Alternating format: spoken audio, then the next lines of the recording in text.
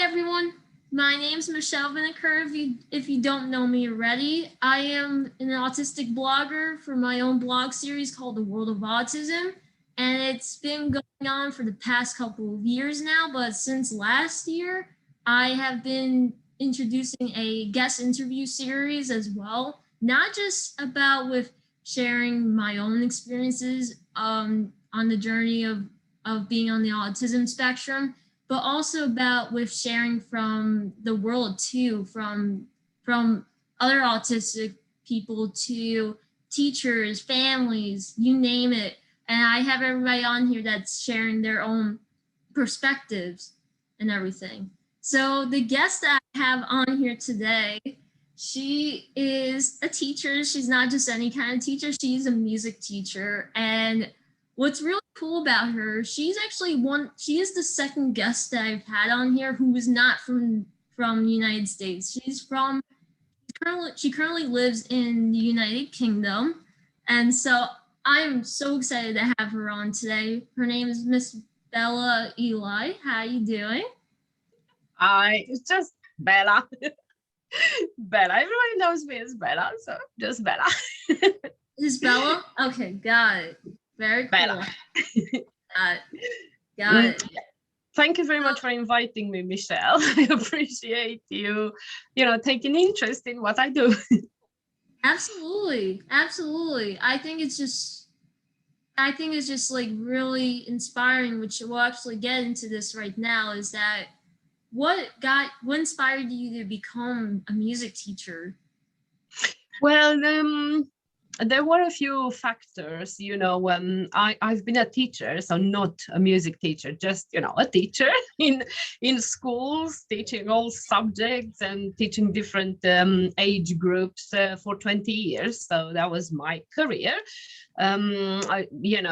During these 20 years, I taught in nurseries, in primary schools, high schools, all age groups. And I found out from my first year of teaching that music connected with children with behavior issues or children who were not interested in learning, and of course, autistic children as well. And very soon I ended up with, my colleagues from parallel year groups sending all their autistic children in my classroom. So they would have like 1 or 2 in their classroom, and I'll have 6, 7, 8, 9, 10. So and to be honest, for the first years, I didn't even realize what I was doing differently from my colleagues, because music came so natural. I was not musically trained, absolutely at all. I haven't started my music training as a teacher, but as any child, and training to be a teacher in Romania, where I'm from, it's a requirement to do some music training as well, and along with little bit of playing an instrument, just basic skills, and this is part of the process of being a teacher, especially a primary or an early years teacher. So it was a requirement. So of course, because I trained musically a little bit in my training as a teacher, I thought I'd use this skill in schools. And as I said, I realized straight away that autistic children were connecting with music so well. So I thought, I'll use music. I'll teach math with music. I'll teach English with music, history with music. I'll do the transitions between the lessons in music, the transitions within the day with little songs. And that kind of assured me a learning environment, very peaceful, even if I had like 8, 9, 10 autistic children in my classroom, on different abilities, whilst my colleagues were still struggling with 1 or 2, because it just became too much. The transitions were not done with the music, for example, like I was doing it, or maybe the transitions were just too much. And anyway, in my classroom, I've just noticed that, and 2 years ago, I've decided, and this, this process of communicating with autistic children in my classroom through music and teaching them through music and assuring a really nice environment and the connection and the bond with me they could establish as well through music. Seeing all of these benefits, 2 years ago, I've just decided to give up to my teaching career and start my music training to become a music teacher. And last year, I've opened my private practice, let's call it this way. Yeah, so that's kind of in short. There were lots of other, things in between, things like seeing how it was just making me sad, forcing a curriculum that was not adequate for autistic children in the schools where I was teaching. It just made me sad every day. And it also required from my behalf such a great effort in planning and delivering the lessons, making sure they are adequate to, if I had like 5 autistic children in my classroom, plus other children with other needs, and then plus the mainstream, the neurotypical children, it just required so much effort and time and planning to plan for each one of them like individually. And still it was not perfect because it was just too much. And every teacher I'm talking to, they all resonate with the story. So I was thinking to myself, oh, wow, why am I doing that? I really love working with autistic children and I really love music. So let's just start doing that. I just gave up and yeah, I've started doing this, which I love. And that's awesome to hear that, because like it just made me think, like, this actually leads me to another question, but before I get to that, it just, with music, for me growing up, I had a little part of it where in my earlier years, it wasn't like I actually, what did they call it, music intervention and stuff, where I would, it definitely does help when it comes to expression, because that is something that a lot of people with autism do struggle with, is being expressive due to like just with difficulties of like with showing different emotions and everything. yes, I feel like music does help with expressing all those kinds of feelings, yes, especially a lot of complex feelings that people feel today yes, and stuff. And it is very powerful in a way. So we could definitely tell from this that like how much that music can help anybody too, not just for autistic people. yes. Now my question is, what got you to specifically want to work with children with autism unlike anybody else? Going to teach Yeah. them, Yes. So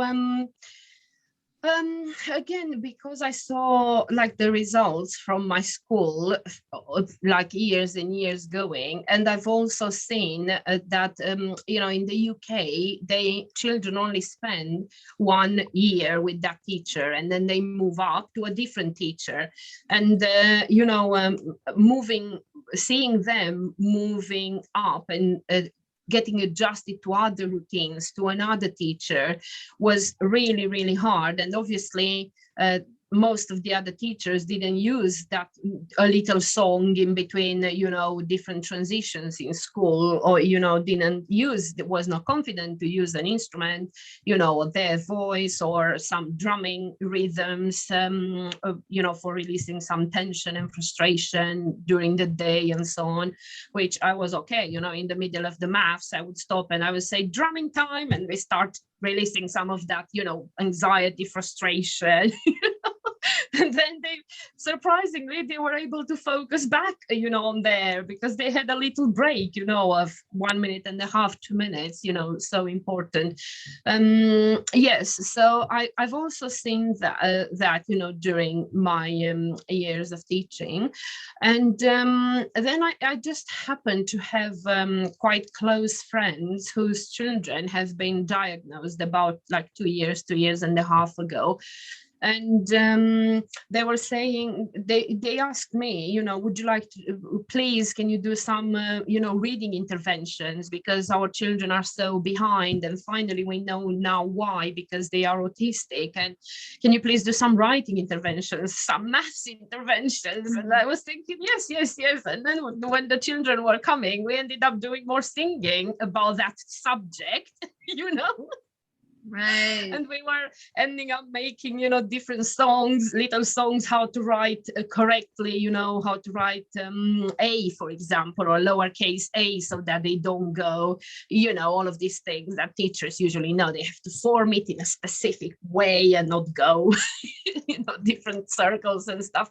So even, about maths, we were learning multiplication with like rap music, things like that. So I ended up and said to the parents, you know what, I think they need music interventions. I don't think they need maths interventions. And then, of course, some of them,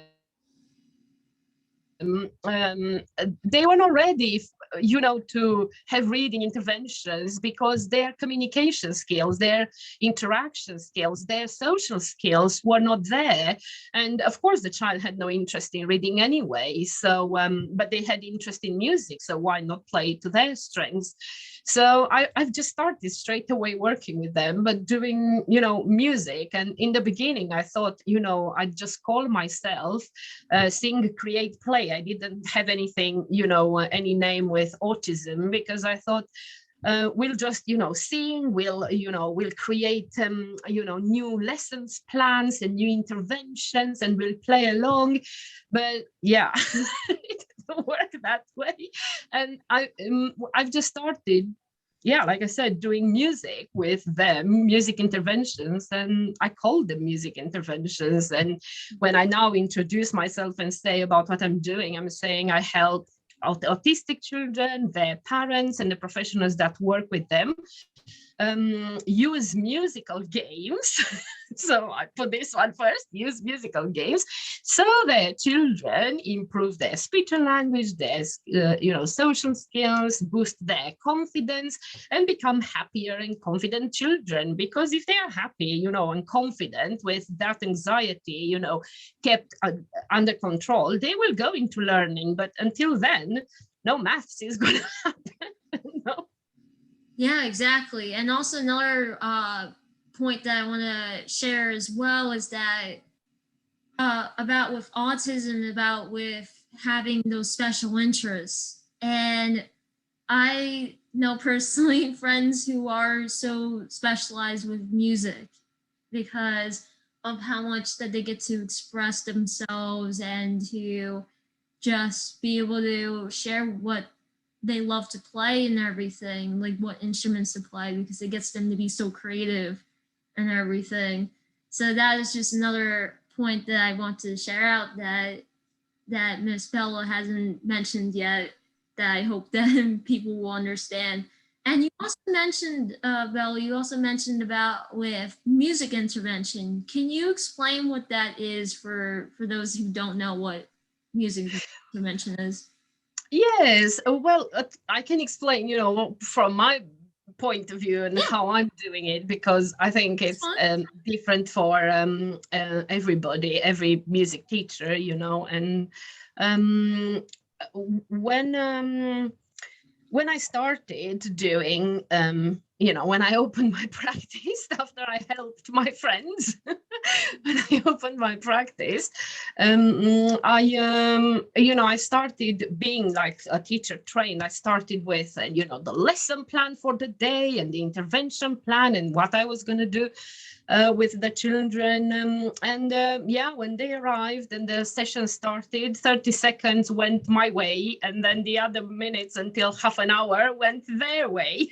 Because I realized that was the whole point actually of my intervention is helping and supporting them in the direction that they wanted to go, in what they were interested, as having that holistic approach and teaching them skills for life instead of helping them develop those skills for life, instead of just focusing like I was doing in school. They have to read, they have to get ready to do that, and so on and so forth, to meet the national requirement, the curriculum and so on. So I've realized with my music interventions from my first session that this is not going to happen. And I started making, like a 6 or a 12 weeks plan. And I would say at the end of these 6 weeks, I would establish a goal with the parent or the carer and say, what would you like? What would the other professionals that are involved, like speech and language therapists or physiotherapists, if they have specific goals for motor skills, I can apply that in my sessions, of course, because instead of trying to draw lots of lines to develop fine motor skills, I can play, the guitar, the keys on the piano, the xylophone, and you have to be very precise when you hit, a xylophone. And we can work on all of those skills in such a fun way, and the entire session being led by the child, and adapting all the time to their needs and to their interests. So technically for me, before I start working with the child, I have a long chat with the parent, asking like for a full history, of the diagnosis. And it's not only the diagnosis, everything what the child is interested in, because if they're, afraid of cows or of horses, there's no point of me, starting with such an interesting song, horsey, horsey, and they don't like horses. So I have to find out, all the details I can, and then target something that's useful and of their interest, like I said before. So that's what I do. And I have like reviews with the parents at the end of those 6 weeks, or at the end of the 12 weeks, and then we have another goal, and then we see how it goes. So it's personalized and individualized for absolutely each child. And I like calling them music interventions and I like thinking that they have a holistic approach and preparing for life. And my main focus for absolutely everything, and that's why it doesn't require much planning from me, like the traditional planning goes, is them to be able to express themselves, exactly what you said. And then when the movie The Reason I Jump came out, like I can't remember, 2-3 weeks ago, and of course I knew the book, but I have to say that the phrase didn't stick with me that much from the book. But when they've done the trailer and the movie, and he said, the most important thing for me is to be able to express myself, I said, that's it. That's exactly what I want when children are coming, to my music sessions, or when we do them online. I want them to express themselves, because they can't do that at school, especially if they are nonverbal or they build lots of anxiety, or if they are masking. I want them to come, over here, and I have, lots of sensorial props and resources that they can use to express themselves. And when you were mentioning about feelings, I didn't want to interrupt you then, but I can say it now. I have, different emojis. And sometimes when I'm working with a child, for communication skills or for recognizing feelings or expressing themselves, I put in front of them one of the emojis, and I give them a musical instrument, and I say, can you make me a song about that emoji? And you'd be surprised, even if the child is non-verbal and they can't articulate, or even if the child can only say sad with a smile on his face, because he doesn't recognize and he can't he's not there to be able to show it on his face. In the first seconds when you listen to what he wants to play, you might think, this is random. But if he gets to play like 30 seconds to 1 minute that specific song that they are trying on the keyboard or on the guitar, you have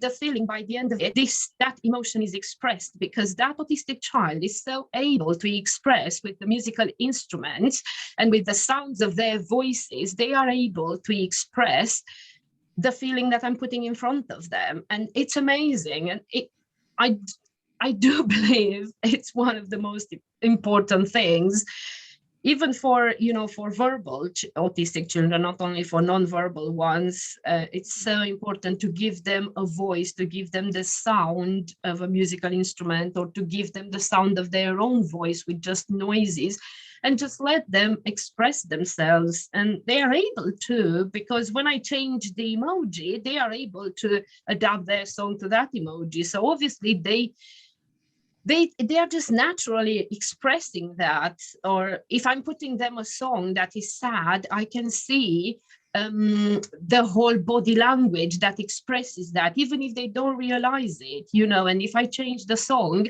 again, you can see that through their body language, not necessarily like on their face, but through their body language, through their eyes. So yeah, it is so crucial, I have to say, for autistic children, music in general, music interventions, music lessons. Yeah, you brought up a point where the main point that I'm getting from this is that there are other ways of communication. That just because that there is someone who's nonverbal or verbal doesn't mean, like, it's about finding what's best for the child. And what you were saying about with being like what's called a student, what we call it here in the US, it's called a student-centered approach. That's what, and I know because of my own experiences, I work in the schools as a paraprofessional slash teacher assistant. That's how they call it here. And as being an autistic teacher assistant, from my perspectives and stuff, nowadays in the schools, they do a lot more that's more student-centered approach. And that's how it should be. It should be based on that we're guiding and supporting the child based on what they want to learn. Of course that they need the support in that. And yes, intervention is so important because at the same time we have to teach to the child that what they should follow and in ways to what's going on in the world. And at the same time we should be supporting and guiding them. So that is a good point that I got from your Yes. from your glimpse there and your information. It's so appreciated, and for everything that you do today in your own private practice, which actually this leads me to my next question about, so you is your private practice, you call it Autism Music Academy, right? Yeah. Did you tell? I've only came up with the name 3 weeks ago, so it's quite new. Oh, really? Yes. Oh, that's cool. Yes.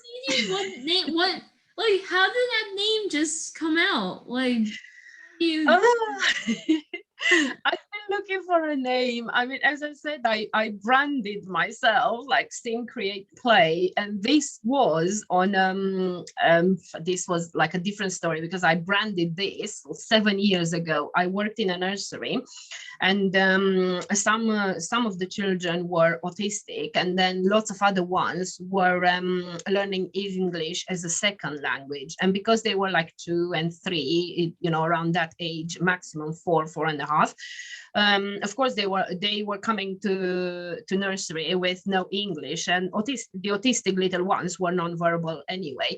So I was using music and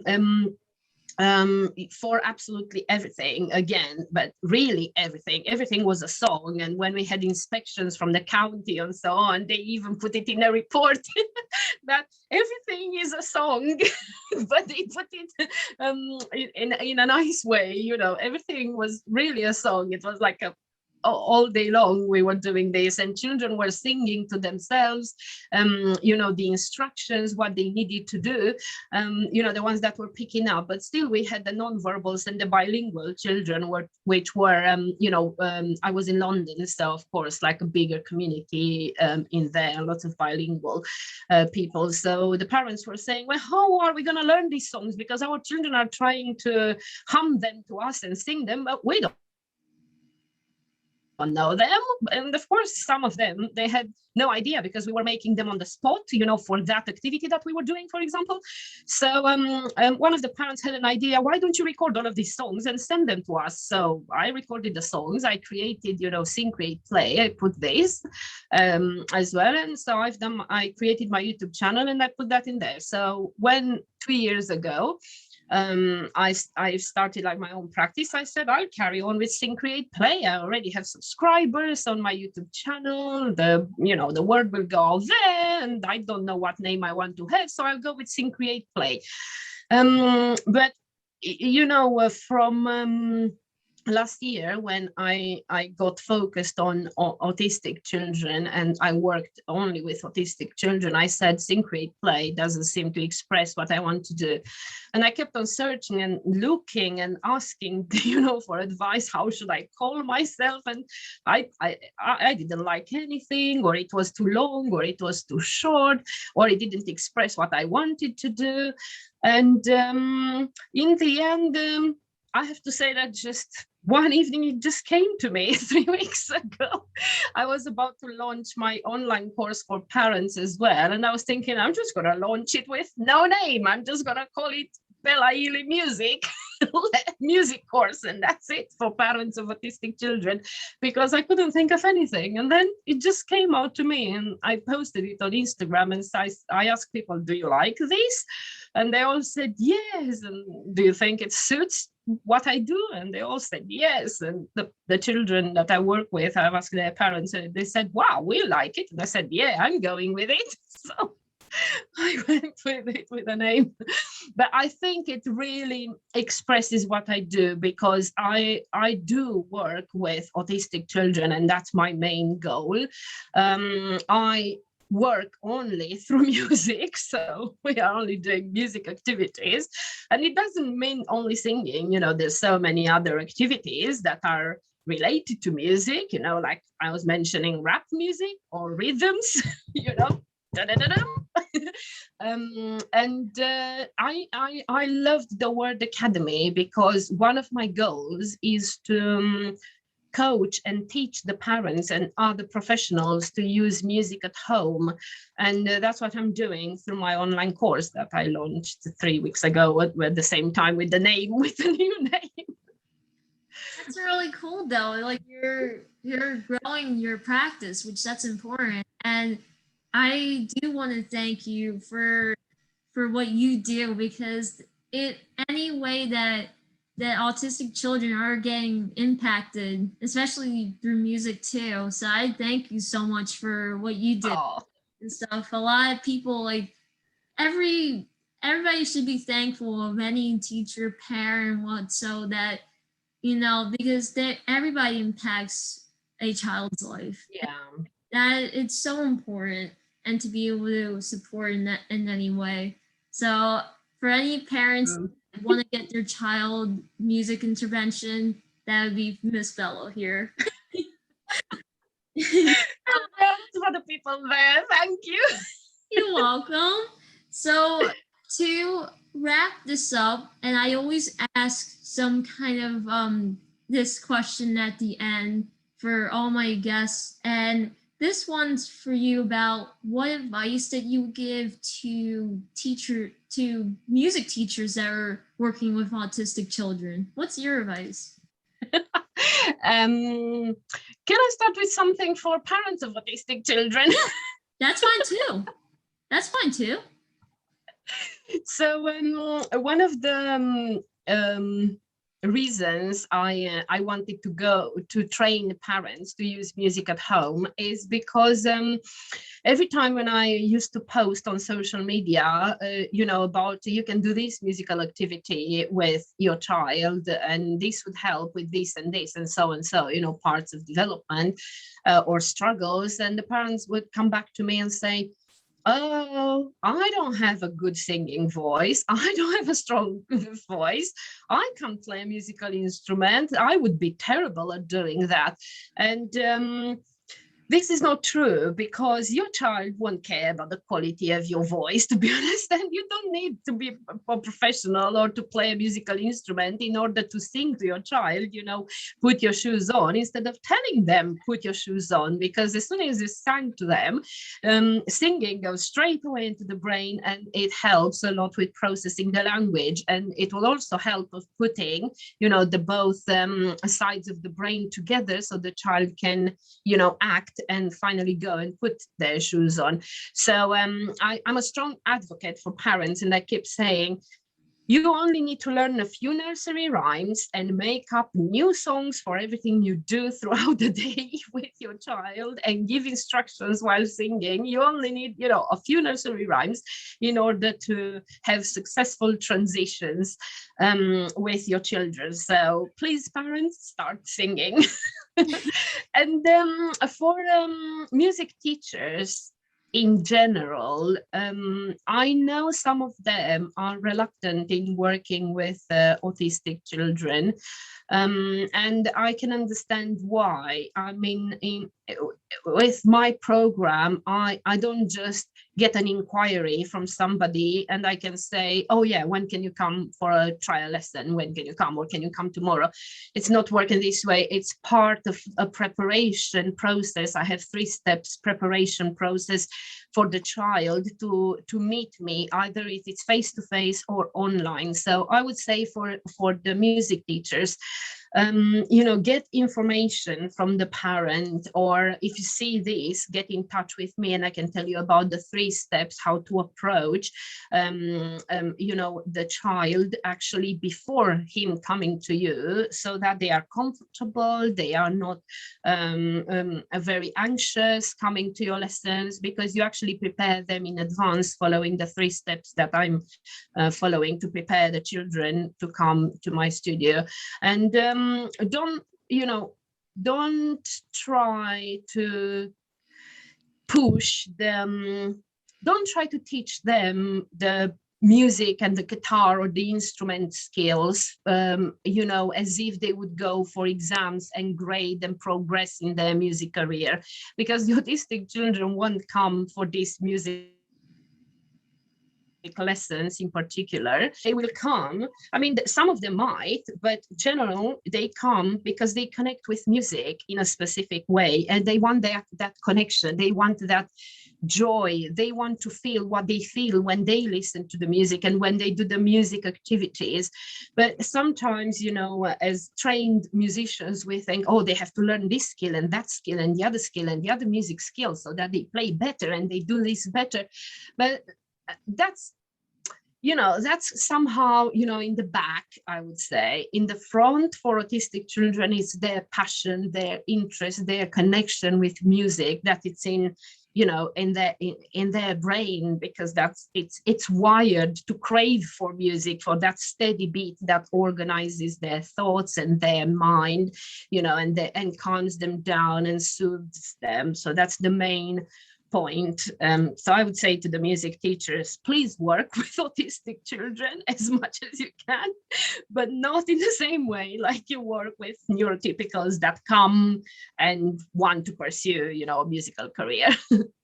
Yeah, that is really great advice, because, it takes, when it comes to working with a child with autism, it takes a lot of, you have to be so personalized, because it's not like a one size fits all kind of approach. It's so personalized and individualized to the child, that's why it's so important about with being more child centered, because that it's more focused on them versus what you're thinking. And that's how the world is today, pretty much, because you have to think from their view, not as much as your own, even though your own is important too to factor, but you have to focus on the child themselves. And another point that I really liked where you were mentioning about engagement with for parents and teachers, make sure that you are engaged with the child and the student, because